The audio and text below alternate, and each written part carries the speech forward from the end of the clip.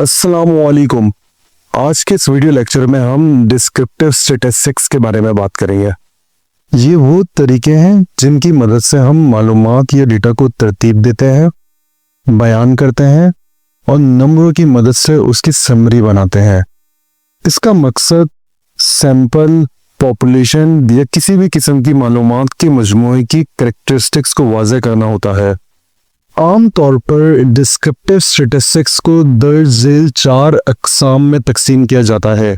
Number 1, data को मुख्तसर करने के तरीके यानी मेजर्स टू कंडेंस डेटा। ये वो तरीके हैं जिनकी मदद से हम बड़ी मालूमात को आसान और छोटी शक्ल में पेश होता है। नंबर 2 पर है मरकजी रुझान के पैमाने यानी मेजर्स ऑफ सेंट्रल टेंडेंसी। ये वो मेजर्स हैं जिनसे पता चलता है कि ज्यादातर मालूमात किस जगह पर मरकूज है, यानी डेटा का सेंटर कहां पर है। इन मेजर्स के अंदर मीन, मीडियन एंड मोड शामिल है। नंबर 3 पर है फर्क को झांचने के पैमाने यानी मेजर्स ऑफ वेरिएबिलिटी। ये वो मेजर्स हैं जिनकी मदद से हम जान सकते हैं कि मालूमात में कितना फर्क है या उतार चढ़ाव मौजूद है। इनमें रेंज, वेरिएंस, स्टैंडर्ड डेविएशन और इंटरकोटाइल रेंज मौजूद हैं। नंबर 4 पर है ताल्लुक को झांचने के पैमाने यानी मेजर्स ऑफ रिलेशनशिप। ये वो मेजर्स हैं जिनकी मदद से हम ये मालूम करते हैं कि 2 या 2 से ज्यादा चीजों के दरमियान कोई ताल्लुक या राब्ता मौजूद है या नहीं। डिस्क्रिप्टिव स्टैटिस्टिक्स में हम इसे स्कैटर प्लॉट के जरिए मालूम कर सकते हैं। अब हम एक एक करके तमाम मेजर्स को डिटेल में डिस्कस करते हैं। स्टार्ट करते हैं मेजर्स टू कंडेंस डेटा से। जब जमा किया डेटा बहुत ज्यादा हो तो उसे समराइज बनाकर आसान और मुख्तसर शक्ल में पेश करना जरूरी होता है ताकि समझना आसान हो जाए। आमतौर पर क्वांटिटेटिव डेटा को मुख्तसर किया जाता है। डेटा को हम मुख्तलिफ तरीकों से मुख्तसर कर सकते हैं, जैसे कि फ्रीक्वेंसी टेबल बनाकर और ग्राफ्स बनाकर। फ्रीक्वेंसी टेबल एक ऐसा तरीका है जिसमें यह बताया जाता है कि कोई खास चीज या नंबर कितनी बार रिपीट हुआ है ताकि हम मजमूई तौर पर आसानी से समझ सकें। फ्रीक्वेंसी टेबल में रिलेटिव फ्रीक्वेंसी में हम परसेंटेज को जाहिर करते हैं ताकि हम ये मालूम कर सकें कि मजमूई डेटा में किसी खास हिस्से की कितनी मिकदार है, यानी वो एक नंबर 25% रिपीट हुआ है, 28% रिपीट हुआ है या 20% रिपीट हुआ है। इसके अलावा डेटा को तस्वीरों, चार्ट या ग्राफ की मदद से इस तरह पेश किया जाता है ताकि वो आसानी से समझ में आ सके। अब हम मेजर ऑफ सेंट्रल टेंडेंसी के बारे में बात करते हैं। ये वो वैल्यूज होती हैं जो किसी भी डेटा सेट के दरमियान को जाहिर करती हैं। इनकी मदद से हम पूरे डेटा सेट को एक ही वैल्यू की सूरत में आसानी से समझ सकते हैं। किसी भी डेटा ग्रुप के लिए मेजर ऑफ सेंट्रल टेंडेंसी को मुख्तलिफ तरीकों से निकाला जा सकता है। आम तौर पर इस्तेमाल होने वाले तरीके दर्ज झेल हैं, जैसे कि मोड। ये वो कीमत या नंबर है जो सबसे ज्यादा बार रिपीट हुआ हो। इसके अलावा मीडियन, ये दरमियानी नंबर होता है, यानी जब हम डेटा को तरतीब दें असेंडिंग ऑर्डर में तो जो दरमियान का नंबर होता है उसे हम मीडियन कहते हैं। इसके अलावा मीन, तमाम नंबर्स को जमा करके इनकी तादाद पर तकसीम यानी डिवाइड करें तो एक एवरेज निकलता है जिसे हम मीन कहते हैं। अगर number of observations even number में हो तो मीडियन कैलकुलेट करने के लिए बीच के 2 नंबर का एवरेज निकाला जाता है और जो एवरेज की वैल्यू होती है वो मीडियन कहलाती है। अब अगर हम बात करें कि मीन, मीडियन, मोड में से किस मेजर ऑफ सेंट्रल टेंडेंसी को कब इस्तेमाल करना चाहिए तो मैं एक एक करके आपको बताता हूं। जब हमारे पास डेटा क्वांटिटेटिव हो और नॉर्मली डिस्ट्रीब्यूटेड हो तो हम इस डेटा की सेंट्रल टेंडेंसी मालूम करने के लिए मीन यानी औसत का इस्तेमाल करते हैं। इसी तरीके से अगर डेटा क्वांटिटेटिव हो पर नॉर्मली डिस्ट्रीब्यूटेड ना हो तो उस सूरत में सेंट्रल टेंडेंसी मालूम करने के लिए हम मीडियंस का इस्तेमाल करते हैं।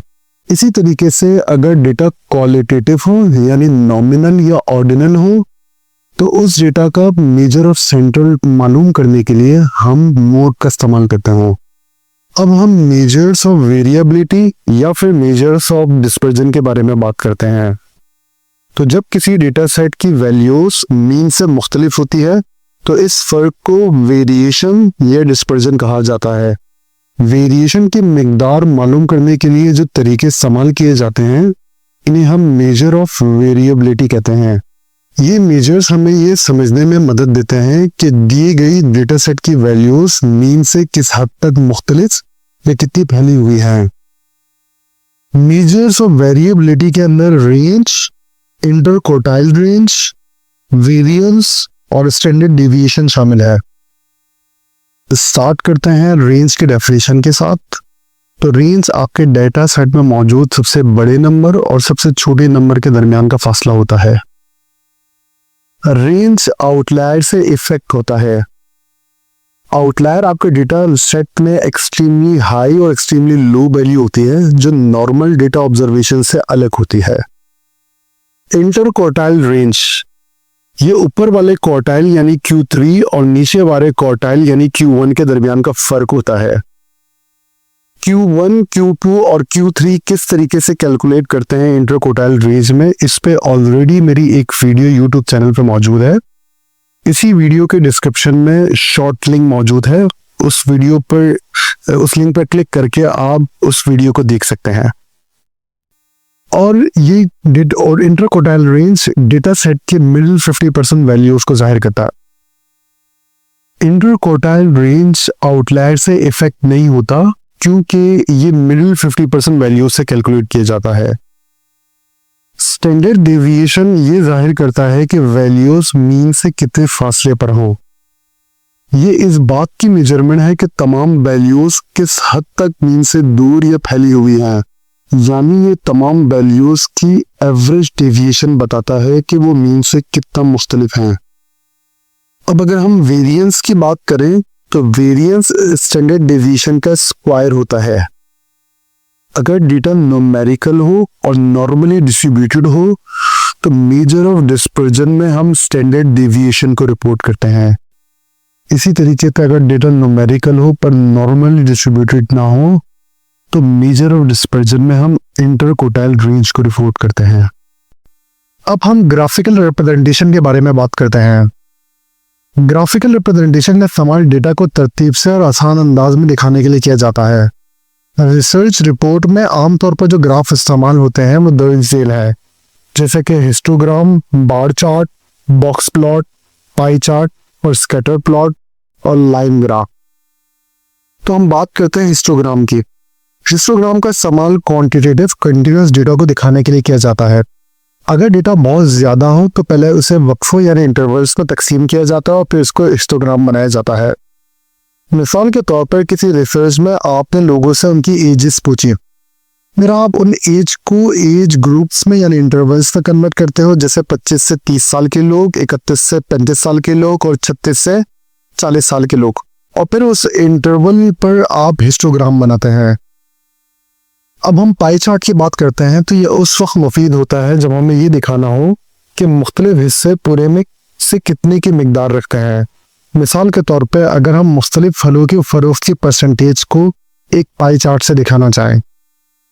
अब हम बार चार्ट की बात करें तो बार चार्ट का इस्तेमाल क्वालिटेटिव या कैटेगोरिकल डेटा को जाहिर करने के लिए किया जाता है। इसमें हर एक बार एक मुख्तलिफ चीज़ की नुमाइंदगी करता है। मिसाल के तौर पर मुख्तलिफ अदायगी के तरीकों पर एक बार चार्ट बनाया जाए, जिसमें एक बार चेक, एक क्रेडिट कार्ड, एक ऑन कैश पेमेंट को जाहिर करे। तो इस बार चार्ट को देखकर आप यह अंदाजा लगा सकते हैं कि कौन सी अदायगी का तरीका कब सबसे ज्यादा और कौन सी अदायगी का तरीका सबसे कम इस्तेमाल किया जाता है। अब अगर हम बॉक्स प्लॉट की बात करें तो बॉक्स प्लॉट डेटा के क्वार्टाइल्स को बताता है, यानी Q1, Q2 और Q3 को जाहिर करता है। और बॉक्स प्लॉट खास तौर पर डेटा में आउटलायर को आइडेंटिफाई करने में मदद करता है। आउटलायर डेटा सेट पे एक ऐसा नंबर होता है जो डेटा सेट की वैल्यूज से या तो बहुत ज्यादा होता है या तो डेटा सेट की वैल्यूज से बहुत कम होता है। बॉक्स प्लॉट के डायग्राम में बॉक्स प्लॉट से बाहर जो पॉइंट्स बनते हैं वो आउटलायर्स कहलाते हैं।